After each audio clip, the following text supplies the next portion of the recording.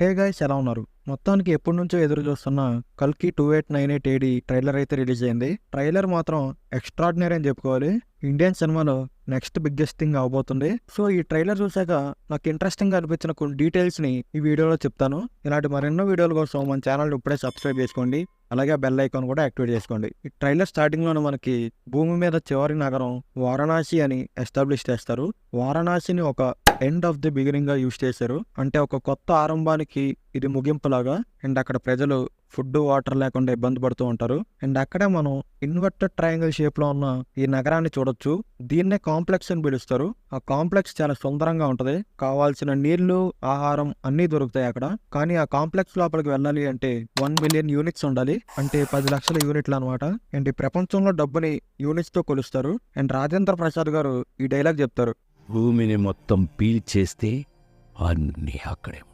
ఈ డైలాగ్తో మనం ఏం అర్థం చేసుకోవచ్చు అంటే, భూమి మీద దొరికేవి అన్ని కాంప్లెక్స్లోకి స్మగ్లింగ్ చేస్తున్నారేమో. అండ్ ఆ గ్రౌండ్ వాటర్ని కూడా చాలా డీప్ లెవెల్లో ఎక్స్ట్రాక్ట్ చేసి కరువు కాటకాలకి దారితీసింది అని నేను అనుకుంటున్నాను. ఇంకా తర్వాత అశ్వత్థామ తాను రక్షించాల్సింది కేవలం ఒక్కళ్ళనే అని చెప్తాడు. ఆ ఒక్కళ్ళు ఎవరనేది మనకు తెలిసిందే. అతనే విష్ణుమూర్తి 10వ అవతారమైన కల్కి అనమాట. అండ్ ఈ ట్రైలర్ ప్రకారం నాకు ఏమర్థమైందంటే, ఆ కల్కి పుట్టేది మన దీపిక పడుకునే గారి కడుపులో నుంచి అని. అండ్ అశ్వత్థామ కల్కిని ఎందుకు కాపాడాలి అంటే, శ్రీకృష్ణుడు తనకి ఇచ్చిన శాపం పోవాలి అంటే కల్కి అవతారం వచ్చి క్షమించాలన్నమాట. సో అందుకే దీపిక పదుకొనేతో పాటు తన కడుపులో ఉన్న కల్కిని కూడా కాపాడుతూ ఉంటాడు. కానీ దీపిక పదుకొనేని చంపాలనుకునేది ఎవరు? కాంప్లెక్స్ లో ఉన్న వ్యక్తే దీపిక పదుకొని చంపాలనుకుంటాడు. ఎందుకు అనేది మనం స్క్రీన్ మీద చూడొచ్చు. ఇప్పుడు మధ్యలో కొంచెం కనబడట్లేదు, కానీ ఈ టెక్స్ట్ ని చూస్తే మనకి ఏం అర్థమైంది అంటే, తాను ఒక ఫెర్టైల్ ల్యాబ్ సబ్జెక్ట్ అని. ఫెర్టైల్ ల్యాబ్ సబ్జెక్ట్ అంటే ల్యాబ్ లో ఒక ప్రాసెస్ చేసి దాని ద్వారా ఒక అమ్మాయిని ప్రెగ్నెంట్ చేస్తారనమాట. సో ఇక్కడ దీపిక పదుకొనే 2886 నుంచి ఫెర్టిలిటీ ల్యాబ్ లో ఒక పార్టిసిపెంట్ అనమాట. అండ్ ఇప్పుడు ఆమె 150 రోజులు గర్భవతి. చాలా సంవత్సరాల నుంచి అక్కడ ఇన్ఫెర్టిలిటీ అనేది ఎక్కువ ఉంటది. అంటే పిల్లలు పుట్టడాలు అలాంటివి ఏమీ లేవు. ఇంకా అలాంటి టైంలో ఇలా గర్భవతి అయిందని తెలిసేసరికి ఆమె అక్కడ నుంచి పారిపోయి ఉండొచ్చు. సో ఆమె మీద బౌంటీ పెడతారు. అండ్ ఆ బౌంటీ కూడా 1 మిలియన్ యూనిట్స్. సో ఆ బౌంటీ కోసం మన భైరవ అక్కడికి వస్తాడు. ఎందుకంటే మన భైరవ ఒక బౌంటీ హంటర్. అండ్ అలాగే 1 మిలియన్ యూనిట్స్ సంపాదించి కాంప్లెక్స్ కి వెళ్ళిపోదాం అనుకుంటాడు. అండ్ అలాగే మనం దీపికా పదుకొనే గారి పేరు వచ్చేసి సమ్80 అని చూడొచ్చు. పురాణాల ప్రకారం కల్కి మదర్ పేరు వచ్చేసి సుమతి.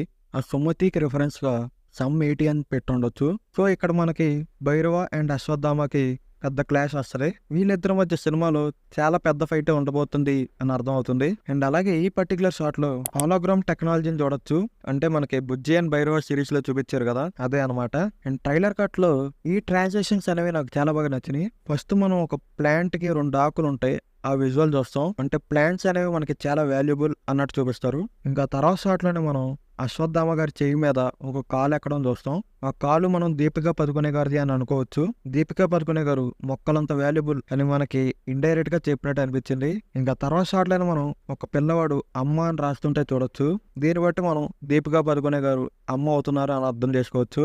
ఇంకా తర్వాత మనకి దీపిక పదుకొనే గారిని ట్రైలర్ లో ఫస్ట్ టైం చూపిస్తారు. అండ్ దిశా పటాని గారి పాత్ర ఏమో నాకు తెలిసి ప్రభాస్ గారిని ప్రేమించే ఒక అమ్మాయి పాత్ర లాగా ఉండొచ్చు. అండ్ ఈ పర్టికులర్ షాట్ లో మనం ఒక కార్ చేజ్ అని చూడొచ్చు.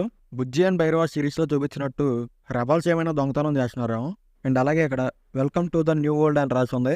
అండ్ ఇదే సీన్ దగ్గర ఇంకో షాట్ కూడా చూడొచ్చు మనం ట్రైలర్ లో. అండ్ కల్కి అవతారం కూడా చివరిగా కలి అనే ఒక రాక్షసుడిని అంతం చేస్తాడు. ఆ రాక్షసుడు నాకు తెలిసి మన కమల్ హాసన్ గారేమో. ఆయన గెటప్ అది ఇది చూస్తుంటే ఏదో అనారోగ్యంతో ఉన్నట్టున్నారు. ఆ అనారోగ్యాన్ని పోగొట్టుకోవడానికి అశ్వత్థామ దగ్గర ఉన్న మనీ ఏమైనా కావాలా ఆయనకి, లేకపోతే ఎక్స్పెరిమెంట్లతో ఆయన మళ్ళీ యవనంగా అవ్వాలి అనుకుంటున్నారా, లేకపోతే ఆయన మోటివ్ ఏంటి అనేది రివీల్ చేయలేదు.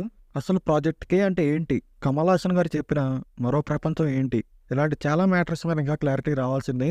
అండ్ ట్రైలర్ లో మనకి కురుక్షేత్ర యుద్ధ సమయంలో అశ్వత్థామ గారిది ఒక షాట్ చూపిస్తారు. సో దీన్ని బట్టి మనం సినిమాలో శ్రీకృష్ణుడి క్యామియో ఏమైనా ఉంటుందా అని ఎక్స్పెక్ట్ చేయొచ్చు అంటారా? వద్దులే, మళ్ళీ హైప్ లేపే అంటారు. అండ్ ట్రైలర్ లో మనకి విఎఫ్ఎక్స్ కూడా చాలా బాగుంది. ఆ యుద్ధం సీన్స్ గానీ, ఆ టైగర్ అటాక్ గానీ, కాంప్లెక్స్ ని చూపించిన విధానం గానీ చాలా బాగుంది. మ్యూజిక్ అండ్ సినిమాటోగ్రఫీ కూడా ఎక్స్ట్రాడినరీగా ఉంది. సో అది మరి నాకు కల్కి 2898 ఏడి ట్రైలర్ చూసాక కనిపించిన కొన్ని డీటెయిల్స్. మీకేమైనా డీటెయిల్స్ తెలిస్తే కింద కామెంట్ చేయండి. నాగేమావ సినిమాలో ఇంకెంత దాచాడో చూడాలి. సో అది మరి ఈ వీడియో మీకు నచ్చినట్టయితే లైక్ చేయండి, షేర్ చేయండి, అలాగే సబ్స్క్రైబ్ అయితే చేసుకోండి. నేను మీ ఫిల్మీ ట్రాక్స్ మరో వీడియోతో మళ్ళీ కలుద్దాం.